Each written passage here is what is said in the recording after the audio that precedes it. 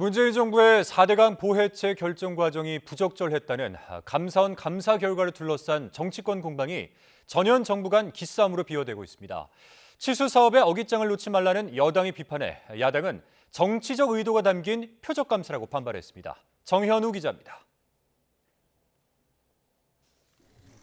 국민의힘은 4대강 보해체 결정 과정의 문제점을 지적한 감사원 감사 결과를 통해 문재인 정부의 국정농단 사례가 드러났다고 맹공을 퍼부었습니다. 국가의 기본 역할인 물관리, 즉 치수 사업에 민주당이 좌편향적 이념을 끌어들였던 겁니다. 꼭 필요한 치수 사업을 방해하는 것은 최악의 국정 발목잡기라는 것을 분명히 말씀드립니다. 이념이 과학을 짓밟고 국민이 그 피해를 짊어지게 되는 일이 반성은커녕 국정을 발목 잡기 위해 어깃장을 놓고 있다며 거친 비판도 쏟아냈는데 민주당은 당장 반발했습니다. 특히 문재인 정부에 몸담았던 의원들이 들고 일어났습니다. 4대강 사업에 대한 감사원의 감사를 여권의 입맛에 맞춘 표적 감사로 규정하고 조목조목 반박했습니다.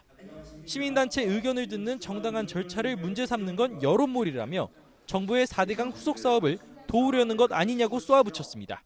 지난 정부의 결정에 결정적 문제가 있다는 결론을 제시하지는 못하고 있다. 제2의 4대강 사업을 위한 물대기 감사였다는 것을 여실히 드러내고 있다.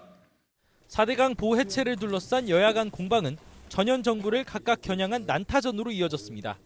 국민의힘은 사드 환경 영향평가 지연 의혹 등을 고리로 민주당이 지금도 정치적 목적을 위해 각종 괴담을 퍼뜨린다고 날을 세웠고 광우병 괴담, 사드 괴담, 후쿠시마 괴담에 이어 김건희 여사의 에코백 속에 명품 가방이 있었다는 이 등 악의적인 소문을 유포하는 것도 모자라.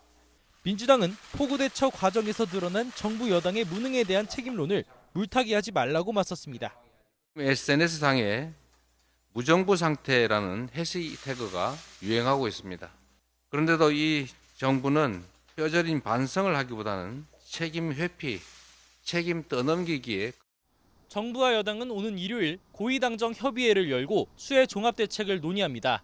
이 자리에서 지류지천 정비 등을 포함한 포스트 4대강 사업의 필요성이 강조될 가능성이 있는데 야당과의 신경전이 불가피해 보입니다.